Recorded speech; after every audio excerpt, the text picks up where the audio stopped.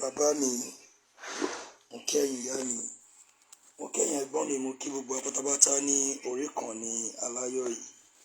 Èmi ọmọ yín Comrade Mayor náà ni kò ní sú wa, kò ní rẹwà láṣẹ Èdùmàrè. Quick one, ẹ má bínú pé ó ṣe alẹ́ torí tí nǹkan bá ń káyàn lára kò sígbà tí yàn ní lè sọ̀rọ̀. Ká tó bẹ̀rẹ̀ tó máa kọ́kọ́ rin Yorùbá National Anthem. Ẹ jọ̀ọ́ orí ọ̀fẹ́ tá bá mi ṣe ń gbé bá mi share broadcast yìí. Iṣẹ́ wa fúnlẹ̀ wá, fún orílẹ̀ ìbí wa, ká gbéga, ká gbéga, ká gbéga fàyè wí. Ìgbàgbọ́ wa ni pé bá ṣe bẹ̀rù làbọ̀ mọ́, ká ṣiṣẹ́, ká ṣiṣẹ́, ká ṣiṣẹ́ ká jọlá. Ìṣọ̀kan àtòmìnira ní kẹ́jẹ́ ká máa lépa, tẹ̀síwájú fọ́pọ̀ ire àtohun tó dára. Ọmọ Oòduà dìde, bọ́ sípò ẹ̀tọ́ rẹ. Ìwọ ni ìmọ́lẹ̀ ògo adúláwọ̀. Orílẹ̀-èdè Yorùbá ní kíákíá. Mo kí ẹ̀yin bàbá mi, mo kẹ́yìn ìyá mi, mo kẹ́yìn ẹ̀gbọ́n mi. Ẹ má bínú pé ó ṣe alẹ́, mọ̀ pé mostly àwọn èèyàn ti máa sùn lọ́wọ́, but tí ọ̀rọ̀ bá ń gbéyàn nú, èèyàn gbọ́dọ̀ jáde láti wá sọ.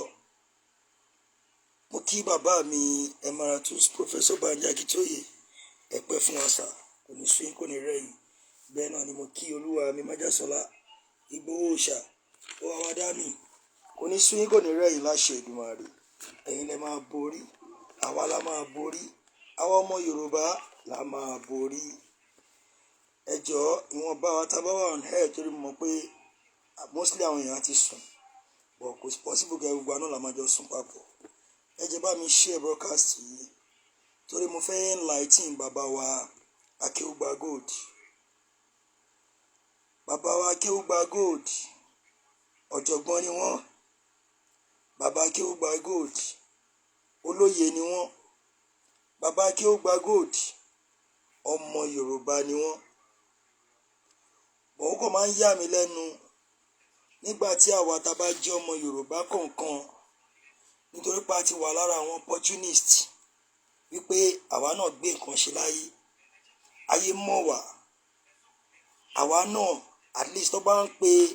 1 or 2 good Muslims ní ilẹ̀ káàárọ̀ òjíire tó jẹ́ nínú Nàìjíríà lápapọ̀ gan, wọ́n á dárúkọ bàbá Akewu Gbigold ńbẹ̀. Ó wá ń yà mí lẹ́nu nígbà tí bá ti ń rí àwọn bàbá wa tí wọ́n jẹ́ bàbá Akewu Gbigold àbí bàbá wa Muyideen Bello. Ó máa ń yà mí lẹ́nu nírú àwọn bàbá tó yẹ kí wọ́n máa kí ọmọ Yorùbá lẹ́yìn. Ó wá ń yà mí lẹ́nu pé irú àwọn bàbá yìí ló tún máa ń jáde tí wọ́n máa ń sọ àwọn ọ̀rọ̀ tó jẹ́ bí i pé ẹ máa wò wípé ṣé Yorùbá ló ń sọ̀rọ̀ yìí àbí nítorí selfish interest ni wọ́n fi ń sọ̀rọ̀ yìí, àbí nítorí pé ipò tí wọ́n ti gbé wọn sí wọn ò fẹ́ káwọn wálẹ̀. Lórí ọ̀rọ̀ tí bàbá Akewu Gbigold sọ, tí wọ́n ń sọ̀rọ̀ lórí ìran Yorùbá, bẹ́ẹ̀ ni àwọn analysis kan tí wọ́n ń sọ. Èmi mọ̀ pé àwọn tó jẹ́ àwọn Muslims brothers, àwọn fathers, àwọn mothers, àwọn ni wọ́n kí wọn lẹ́yìn torí pé ẹni tó bá jẹ́ ọmọ káàárọ̀ òjíire gidigidi kò lè ever support bàbá Akewu Gbigold pẹ̀lú nǹkan tí wọ́n sọ. Àkọ́kọ́ nínú ọ̀rọ̀ wọn,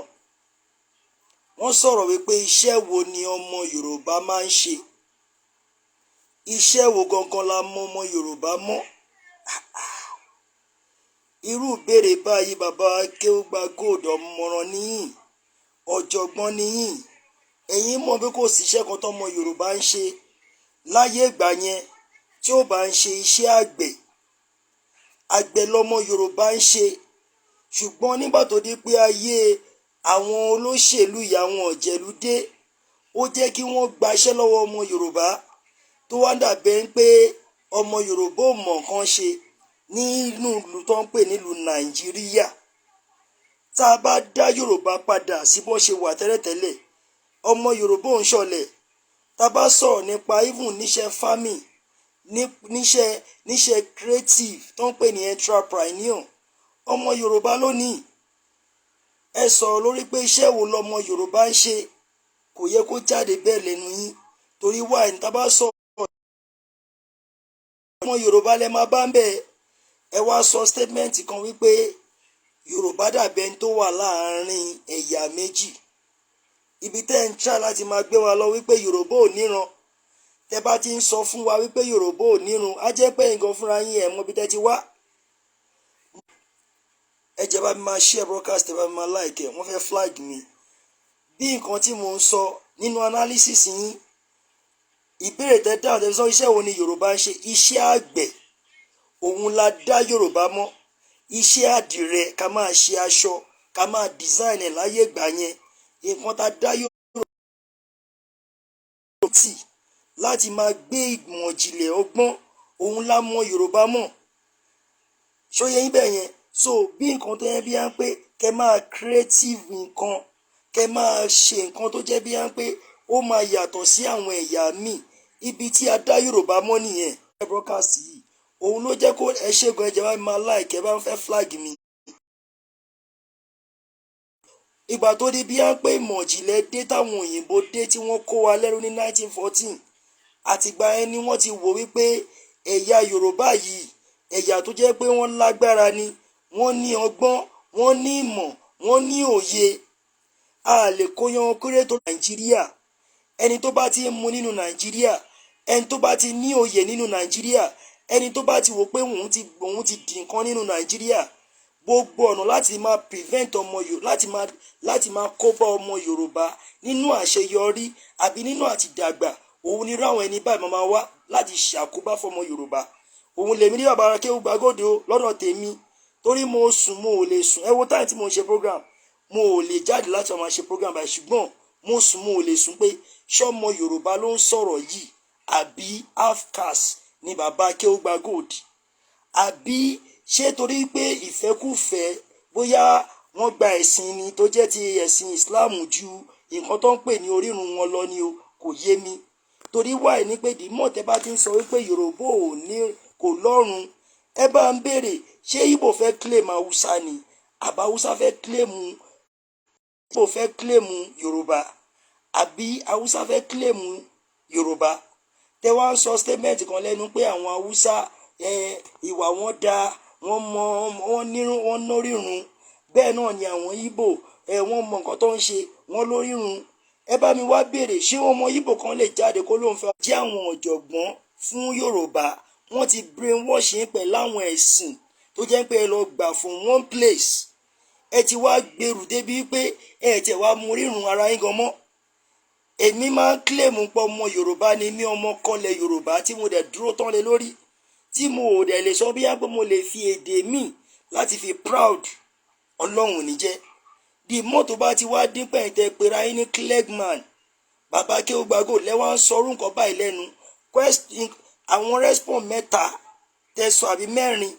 ẹ sọ nípa pé iṣẹ́ wo lọmọ Yorùbá ń ṣe, iṣẹ́ wo la mọ Yorùbá mọ́.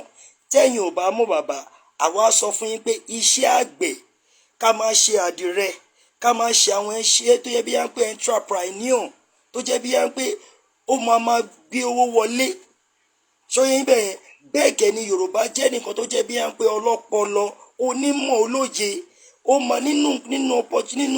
ipe ó ń jẹ̀yà, Yorùbá máa wá solution jáde ń bẹ̀. Tẹ́yìn bá ní pé èèyàn ò mọṣẹ́ tí Yorùbá ń ṣe, a jẹ́ pé bàbá sentiment lẹ́ ń play. Tẹ́ bá gbogbo aṣọ tẹ́ ń wọ̀ látòkè dé sálẹ̀, ẹ fẹ́ ọkọ̀ jọmọ Yorùbá, torí wáyé ní pé èmi ò ever rí gbogbo aṣọ Yorùbá lára yín. Tẹ́ bá máa wọṣọ, gbogbo Muslim kan tẹ́ wọ̀ látòkè, nǹkan bí àbí Islam ni. so tẹ bá sọ pé torí pé ẹ ti ń wọ nǹkan tó dàbí ẹ ń pé Islam ẹ ti ṣoríire nínú ẹ ti wà òkè ó wá mi ká ní bí ẹ̀yin ṣe ń ṣe yìí làwọn bàbá tó jẹ́ àwọn bàbá wa náà tó dé ṣẹ́yìn máa bá nǹkan tó ń pè lédè Yorùbá mọ́ gbogbo yín ṣà ń dọ́gbọ́n pé sẹ́ ẹ fẹ́ kí Yorùbá lọ ẹ fẹ́ kó dá dúró ẹ bá mi wá béèrè ṣáyé yín ẹ tún fẹ́ jẹ ayé àwọn ọmọ yín ẹ fẹ́ jẹ máyé because why ni pé máyà kí n tàn yín bẹ́ẹ̀ ṣe gba ẹ̀sìn tẹ́ gba gbogbo ẹ̀ kò lè jẹ́ gbogbo àwọn ọmọ yín ló máa support ẹ̀sìn tẹ́ bá sìn ìyẹn tún kọ́ kò ń ṣe gbogbo èèyàn kò ń ṣe gbogbo ẹni tó bá jáde nídìílé Islam tó jẹ́ pé bàbá ẹ̀ gbé ẹ̀sìn tó gbèrú sórí ló ń jẹ́ Islam ìmí tó máa jẹ́ babaláwo máa wà nù yín ìmí tó máa jẹ́ pásítọ̀ máa wà nù yín kí lẹ fẹ́ fi wọ́n dá lára tó bá di pé torí pé ẹ fẹ́ wò wípé sẹ̀ tẹ́ bá blackmail Yorùbá ó mìíní wípé ẹ máa lè achieve nǹkan yín látara nǹkan fẹ́ Islamize Nigeria you are wasting your time because why ni pé Yorùbá tábàtẹ̀ tó wá sọ̀rọ̀ nípa Yorùbá bẹ̀rẹ̀ láti south west gbogbo south west ilẹ̀ Yorùbá ni káwá gbàgbé bí yánpẹ́ nìkan ń jẹ́ Ọ̀yọ́ ìkan ń jẹ́ Ìbàdàn gbogbo yẹn kò ní meaning the more tó bá ti jẹ́ pé tọ́yọ́ bá ń sọ̀rọ̀ mo gbédè tọ́yọ́ ń sọ the more tí Ẹ̀gbá bá ń sọ tiẹ̀ mo gbédè tẹ́gbà ń sọ the more tí Ẹ̀gbá Ọ̀ṣun bá ń sọ tiẹ̀ tí mò ń gbọ́ wọn tó sọ the more tèkìtì bá ń sọ tiẹ̀ tí mò ń gbọ́ the more tí àwọn tó jẹ́ pé àwọn Kogi tó bá ń sọ èdè wọn tí mò ń gbọ́ the more tó jẹ́ pé Kwara ń sọ tiẹ̀ tó ń tí mo dẹ̀ ń gbọ́ the more tí Ìlọrin bá ti ń sọ tí mo dẹ̀ ń gbọ́ the more tẹ́kọ̀ọ́ bá ń sọ èdè Yorùbá tí mo dẹ̀ ń gbọ́ kí lẹ tí wọ́n ń sọ tẹ̀bọ́ wá ń dúró lórí pé ẹnìkan lọ sọ pé àwọn orírun kan wà ní Ilé Ifẹ̀ orírun kan wà ní kinní kan bàbá ní gbogbo eléyìí ní gbogbo eléyìí kú jáde tán kẹ́ sọ wípé nǹkan tó ṣẹlẹ̀ ní pé fẹ́ kí Nàìjíríà pín dẹ̀ support àwọn Fúlàní ṣóyé yín gbogbo ìtẹ́ wá ń sọ wípé kinní kan igbá kan àwo kan kò wọ́n bá ṣàsùn gbogbo yẹn àmọ́ ni kò bá rẹ̀ rán bàbá Akewu Gbigold gbogbo ọ̀rọ̀ tẹ́ ń sọ yìí in fact I'm highly disappointed in you tẹ́yìn bá wá ń sọ pé àwọn professor kan ìgbà kan náà nínú point yín ẹ sọ̀rọ̀ lórí pé iṣẹ́ wo ni Yorùbá ń ṣe táwa dẹ̀ mọ̀ pé iṣẹ́ àgbẹ̀ òun ni iṣẹ́ ilẹ̀ wa ẹni kò ṣiṣẹ́ á máa jalè iṣẹ́ àgbẹ̀ ni iṣẹ́ ilẹ̀ wa ẹni kò ṣiṣẹ́ á máa jalè ìwé kíkọ́ láìsí ọkọ́ àti àdá kò pé o iṣẹ́ àgbẹ̀ níṣẹ́ ilẹ̀ wa iṣẹ́ àgbẹ̀ níṣẹ́ ilẹ̀ Yorùbá ẹni tí ó bá ṣiṣẹ́ ó máa jalè ni wọ́n wí ṣóyè yín bàbá tí ẹ bá wá ń sọ wípé àwọn ọmọ wa sìn igbá kan ẹ̀yin náà lẹ́fà torí pé dìímọ̀ tó bá ti dé pé ẹ̀ dúró síbi òótọ́ ẹ̀ dẹ̀ ní pé ẹ̀ ń ké pe Ọlọ́run lójoojúmọ́ ṣùgbọ́n ẹ̀ dúró síbi òótọ́ tẹ́ ẹ̀ bá ti wá dúró síbi òótọ́ tó jẹ́ bí yẹn pé lórí irọ́ yìí náà ni pé ẹ ṣáà ń wá pé kí gbogbo Nàìjíríà kò di Muslim ẹ lè rí ṣe torí pé àwọn onílẹ̀gùn òní jẹ́ kẹ́ gbádùn ṣóyè yín bàbá ìyẹn ń ṣe nǹkan tẹ́yẹ bí abẹ́ kínní ẹ mọṣẹ́ tí Yorùbá ń ṣe ẹ mọṣẹ́ tí wọ́n bí Yorùbá mọ́ tó dẹ̀ gbé ṣe Yorùbá wà ní Benin orírun ilẹ̀ Yorùbá ó bẹ̀rẹ̀ láti south west ṣóyè yín bẹ̀ yẹn gbogbo south west ilẹ̀ Yorùbá ni kò wá sí tó kàn Ọ̀yọ́ ẹnìkan jẹ́ Ìbàdàn ẹnìkan jẹ́ Ilé Ifẹ̀ ẹnìkan jẹ́ kinní kan kò sí tó kàn yín pé morírun Yorùbá á jẹ́ ń pé bàbá ẹ̀ ń parọ́ lórí ibẹ̀ yẹn ẹ tún wá sọ̀rọ̀ pé àwa Yorùbá ò nífẹ̀ẹ́ ara wa ọwọ́ yín la bá ń bẹ̀ Yorùbá ló ní mọ̀ ló lóye ẹ jẹ́ bá mi máa share broadcast àwọn kan tó lọ́n bá ti dá ní ọlọ́gbọ́n ló ní mọ̀ olóye ẹ lè expect wọn dàbí àgùntàn máa sọ rísì tó fi dàbí ẹ̀ ń pẹ́ fi ń rí wípé àwọn north ọkàn wọn ń balẹ̀ kò sí bí wọ́n ń bára wọn jà bí kíní nǹkan tó fà á ni wípé láti ilẹ̀ 100% àbí 70 káyà níbi àbí 80% of north they are Muslims tábàdẹ̀ sọ̀rọ̀ nípa Muslims ọ̀hún yẹn gan ni sharia law tó ti exist jù tó ti ń function jàre north òun ni sharia law tó ti ń function dáadáa so the more tó bá ti wá di bí yá pé north ni sharia law ti ń function kí lẹ expect ṣé gbogbo èèyàn ló máa fẹ́ kó máa bẹ́ òun lórí ni àbí kó máa gé òun lápá àbí kó máa ẹ̀yin ò mọ̀ pé gbogbo Muslim tó wà ní north tó jẹ́ bí wọ́n pé ordinary person ni wọ́n mẹ̀kútúrú ló pọ̀ jù láàrin wọn. Tó bá sọ̀rọ̀ nípa ibi tó wà peacefully jù tó dẹ̀ wà accommodating jù south west ni tó jẹ́lẹ̀ Yorùbá bọ̀ láàrin ara wa tó jẹ́ ọmọ Yorùbá ara wa torí pé a ti gba ẹ̀sìn tó pọ̀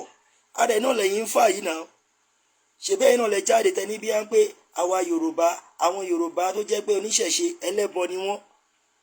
ẹni pé tó bá lè ṣe bí i bulletproof tó gbé kẹ́míkà kan sí tó ṣùgbọ́n tó ṣàwo kí ló ṣó yọ ẹ̀yin gan fúnra yín lẹ̀ gbogbo kinní yìí Ọlọ́run dá ó fún wa ń bẹ́ kí gbogbo àjọ máa lò ní bọ̀ tó bá ti wá ń dín pé àwọn ẹlẹ́yà kan ti wá dúró pé torí pé àwọn ti gba ẹ̀sìn Muslim àbáwọn kan dúró pé àwọn ti gba ẹ̀sìn Christian ẹ wá fẹ́ da nǹkan tó ń pè ní àṣà àti ìṣe ilẹ̀ Yorùbá ẹ fẹ́ dàrú nítorí ìfẹ́kùfẹ́ ara yín ó mì ní pé nǹkan fúnra yín wà lára àwọn tó ń ba ilẹ̀ Yorùbá jẹ́ torí pé wà ní pé èyí ń prove right yín èmi tèmi náà dẹ̀ tún mọ̀ ọ́ dé èmi náà prove right mi báwo lẹ fẹ́ kí ìjìnlẹ̀ ṣe jọba bọ̀ nígbà tẹ́ bá ti ń preach lórí ní pé lórí ìrun ní gbogbo ilẹ̀ Yorùbá ń pé ìfẹ́ gbúdọ̀ jọba o program tẹ́yìn ṣe jáde yìí ṣé fún ọmọ Yorùbá lẹ ṣe fún ni àbí fún gbogbo àgbáyé tó bá jẹ́ pé fọmọ Yorùbá lẹ ṣe fún ni ẹ mọ bí táwọn kábíyèsí Ọọ̀ni of Ifẹ̀ wà tí ẹ lè béèrè history lọ́wọ́ wọn ẹ mọ bí táwọn kò yẹ kó rí bẹ́ẹ̀ bàbá kò yẹ kó rí báyìí ẹ jẹ́ bá mi máa share broadcast yìí mọ̀ pé àwọn èèyàn ti sùn but mo sọ pé kò sí bóyá fẹ́ rí a máa rá àwọn tó máa wò bí nǹkan tí bàbá yìí tó sọ kò yẹ kó rí báyìí ẹ bímọ ẹ lè believe pé ẹ̀sìn tẹ́yìn bá sìn ní gbogbo àwọn ọmọ yín máa sìn. àwọn ẹgbẹ́ fẹ́ máa pa ọyàn torí bí apẹ́ nìkan ò ṣẹ̀sìn Muslim ẹ gbé wọn lọ sí north kọ́ lọ́ máa gbé mbẹ̀ kò dá bẹ́ẹ̀ ṣe wá síta tẹ wá ń sọ ẹ wá ń tú àṣírí ilẹ̀ Yorùbá ẹ ń tú jáde kò gbẹnu yín bó tẹ̀ ṣe wá wà ẹ gan gbogbo wọn tẹ́ tún wá sọ gan fake ni because why sí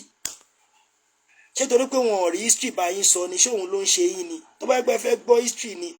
àìmọye àwọn professor tó mọ̀ nípa history àìmọye kábíyèsí tó wà ẹ lọ bá wọn kẹ́ béèrè lọ́wọ́ wọn ẹ wá bẹ̀rẹ̀ sí máa sọ̀rọ̀ ẹ bẹ̀rẹ̀ sí ń tú ẹ bẹ̀rẹ̀ sí ń sọ oríṣiríṣi ìjọ wo lẹ́yìn rọ́mọ Haúsá àbí Sultan of Sokoto àbọ̀mọ Haúsá kan tó jáde tó wá bẹ̀rẹ̀ sí máa sọ gbélé tẹ́yìn sọ yìí pé Yorùbá ò ní direction anybody ló kó ẹrú òun ni wọ́n gba àṣà àti ṣe wa lọ́wọ́ wa and as well púpọ̀ náà ẹ̀ ó wà lọ́wọ́ tẹ̀yìn kan tẹ́ pera yín ní sheik ó wà lọ́wọ́ àbáwá Muyideen Bello tó pera wọn lọ́jọ̀gbọ́n ó wà lọ́wọ́ gba àwọn tó pera wọn ní pásítọ̀ bíi Adébóyè ó wà lọ́wọ́ gba àwọn ẹni yìí tí ẹ bá wá ṣiṣẹ́ gẹ́gẹ́ bí iṣẹ́ you ask the slap is on your face ṣóyẹ yín bẹ́ẹ̀ gbogbo nǹkan tẹ́ ń sọ yẹn ẹ̀ fi ń tú di ara yín síta ni mo wà lè sọ bí half caste Fúlàní lẹ́jẹ́ àbí bí abẹ́kíní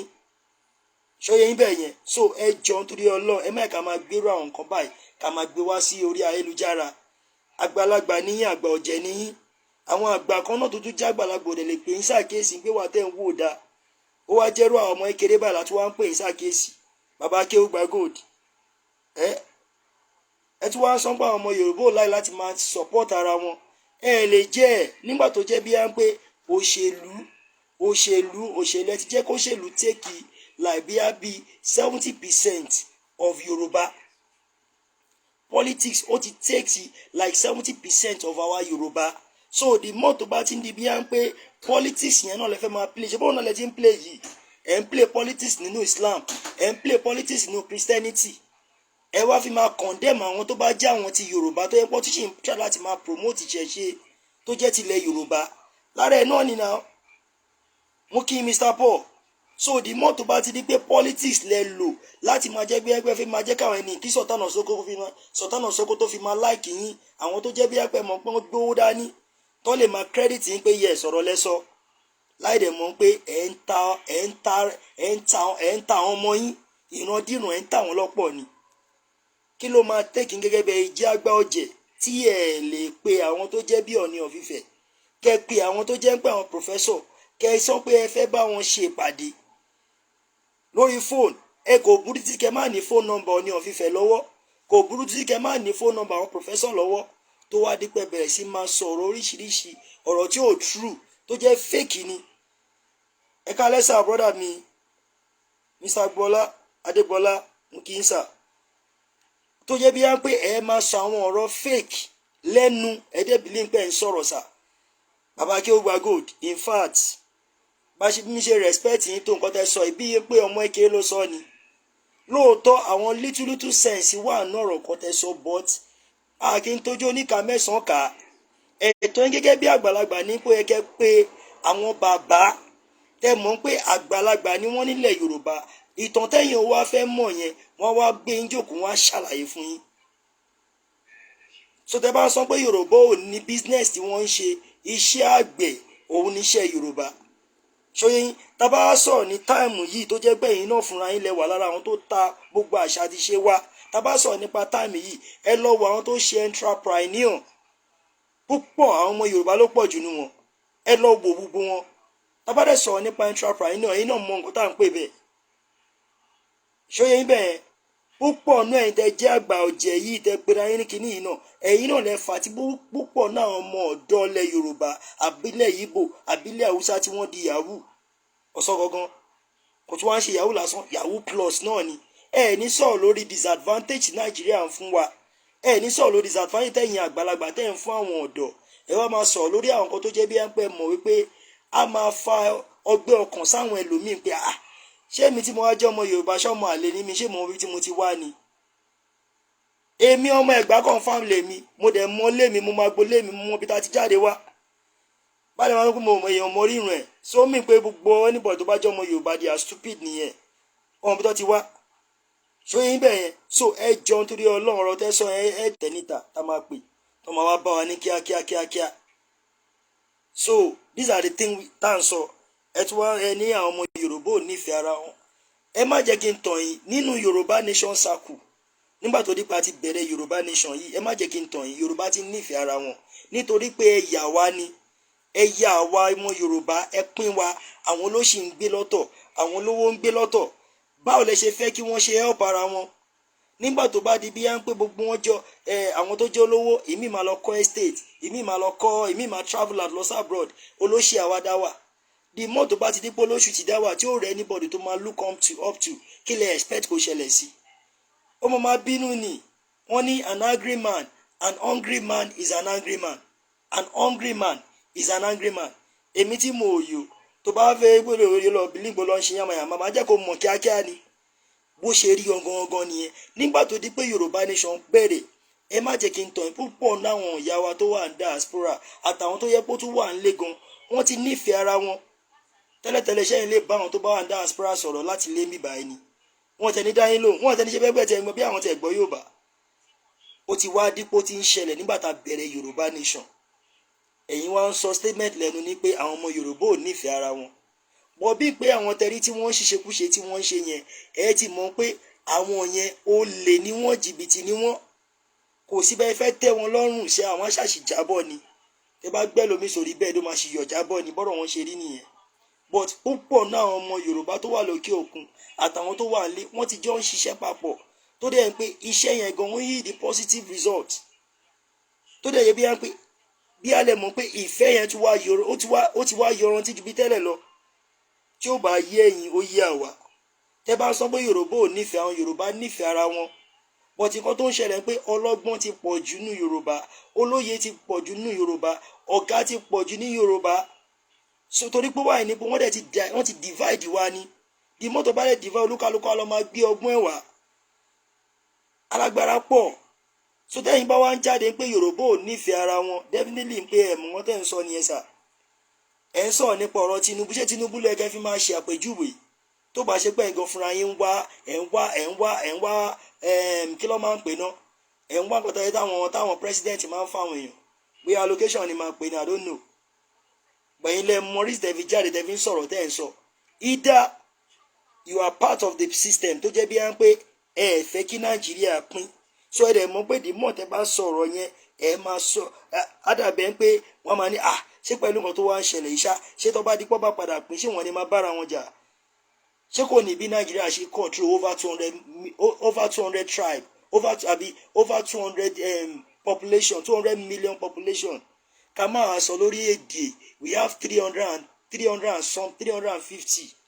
languages tábà dẹ̀ sọ̀rọ̀ different languages ní o 350 different languages tábà sọ̀rọ̀ lórí èdè oríṣiríṣi ó mìíní pé nation upon nation upon nation ló darapọ̀ ló kó nàìjíríà papọ̀. So the mọ́tò bá ti wá jẹ́ bẹ́ẹ̀ yẹn tí nàìjíríà dẹ̀ ń control wọn for 63 years ẹ bá wọn béèrè tó bá dípa bá wa gba orílẹ̀-èdè yorùbá ẹ bá ṣe bí bọ́ yẹn ń gọ́fùn nàìjíríà náà lọ ṣe máa gọ́fùn lọ́ọ́ máa kọ́ kò ní bọ́ ṣe ń gọ́fùn wọn ní Benin Republic ni our official language be yorùbá language. So bóyá ìwọ wá jẹ́ Èkìtì bóyá o jẹ́ Àkúrẹ́ bóyá o jẹ́ Gbani di mọ́tò bá ti jẹ́ pé yorùbá ló ń sọ you are yorùbás. tẹ́yìn bá wá sọ pé bolórí ìrun yorùbá wà bàbá Akewu Gbigold olóye nìyí. ẹ má ká máa fi ọ̀rọ̀ ẹ̀sìn ká máa gbé wọnú nǹkan tó yẹ tó máa affect future àwọn ọmọ wa lọ́jọ́ ọ̀la àwọn ọmọ wa. ẹ má kí n tàn tí nàìjíríà ò bá pín lọ́wọ́ yìí gbogbo àwọn ọmọ tó yẹn pa bí ń sìn ọlọ́mọ ẹ̀kọ́ ọmọ agbègbè ẹrú táyé máa fi parẹ́ ni kò tọ́ sí lẹ́nu bàbá. ó yẹ kẹ́ máa encourage àwọn ọmọ ọ̀sìn ni kò yẹ kẹ́ tún máa discourage wọn. ẹ wá sọ statement kan wípé àwa ń jí nǹkan lò lọ́dọ̀ àwọn Ìgbò à ń jí nǹkan lò lọ́dọ̀ àwọn Haúsá ẹ̀yin lẹ́ ń jí lo because wáyé tábà gbogbo ìmúra tẹ́ ẹ̀ mú ìmúra Haúsá lẹ̀ mú fìlà tẹ́ dé Haúsá ni nǹkan àwọn aṣọ tẹ́ wọ̀ jàlábí ẹ̀ tẹ́ bí kíní sẹ́ríkì tẹ́ wọ̀ Haúsá ló ní gbogbo nǹkan tẹ́ ń wọ̀ sára Haúsá ló ní. So the mọ́tò bá dé pé ẹ̀ ń jẹ nínú ilẹ̀ Yorùbá ẹ kàwé nínú ilẹ̀ Yorùbá ẹ lọ́gbọ́n nínú ilẹ̀ Yorùbá ẹ wá lọ mú ẹ̀sìn àṣà ìlú bòmí ẹ wá mú lò nígbà tó yẹ kí wá máa sọ òótọ́ jáde láti lè jẹ́ káwọn ọmọ yín kúrò nínú oko ẹrú. èlò lẹ ní tó jẹ́ bí apẹ́ torí owó tí wọ́n bá owó tẹ fẹ́ gbà náà ẹ fẹ́ sọra yín di pé kí ló ń ṣẹlẹ̀ gan-an. òun ló fi máa ń yà mí lẹ́nu láàrin àwọn àgbààgbà ilẹ̀ Yorùbá ẹ̀mí tá bìlíìfù pọ́jọ̀gbọ́n ni wọ́n á dẹ̀ máa sọ̀rọ̀ bí ẹni pé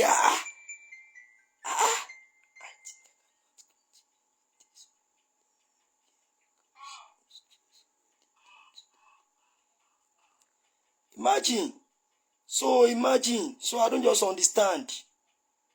So ẹ jọ̀ọ́ bàbá wa Akewu Gbigold ẹ jọ̀ọ́ nítorí Ọlọ́run ẹ jọ̀ọ́ àgbàlagbà ní àgbà ọ̀jẹ̀ ní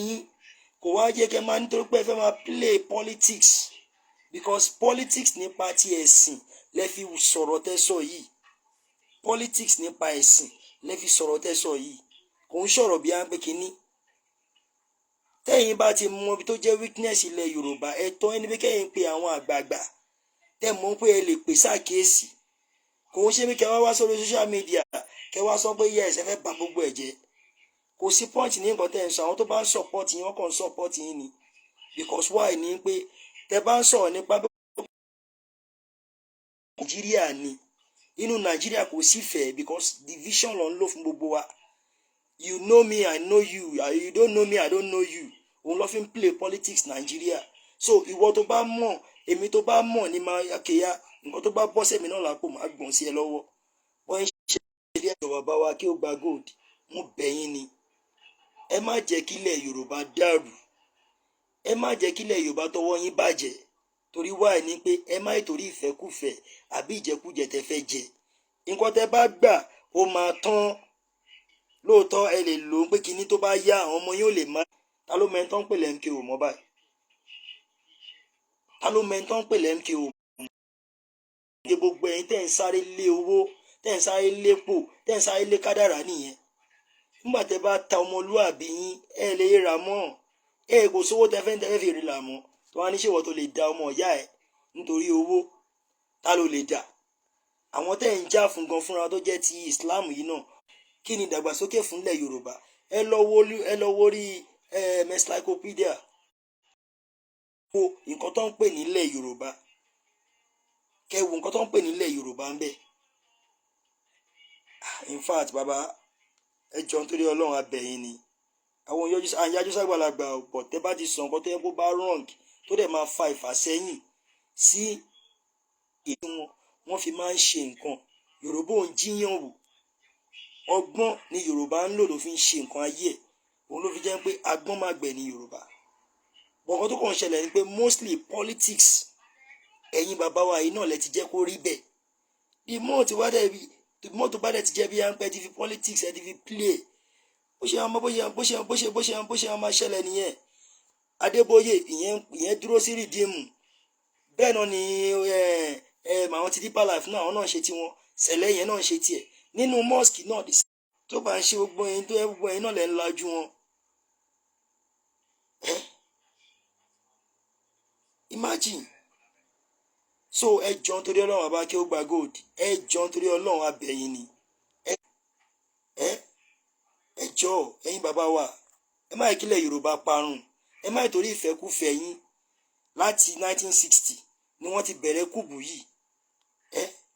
Láyé Amadu Bello tó sọ take Nigeria as an estate for their forefather Usman Dan Fodio. Ó ní pé nǹkan tí wọn ò rí gbà láyé gbà yẹn ó láwọn máa rí gbà. Ó wá nípa àwọn máa lo àwọn tó wà ní south, maybe a south west ní o south east, àwọn máa lò wọ́n as a willing tools. Àwọn tó bá mọ̀ pé bí wọ́n pé àwọn tó believe pé àwọn gbọ́n àwọn máa bet nígbà tó bá dé pé àwọn kan tó jẹ́ bí wọ́n pé wọ́n bá àwọn kan ni wọ́n ń dá ṣe Nàìjíríà. Báwo lẹ ṣe expect kí ìfẹ́ ṣe wà? Ìyà máa jẹ àwọn kan máa gbádùn, wọ́n máa bí. Kọ́mẹ́dọ̀ mílíọ̀nù náà ni. Bẹ́ẹ̀ ni bóyá jẹ́ nìyẹn náà. Bàbá kí ló dé? Kọ́lọ́run ṣàánú. Wọ́n ní ká máa bú àwọn àgbàlagbà wa. So bọ̀ akọ̀mọ́ achá láti fi wọ́n ṣàkíyèsí ni. Ọ̀rọ̀ tó wá sọ yẹn wọ́n bí lè pa àwọn make a point. Gbogbo nǹkan tẹ́ ẹ̀ ń sọ yẹn ẹ fi ń ṣìdí ara yín síta ni. Ṣóyé yín.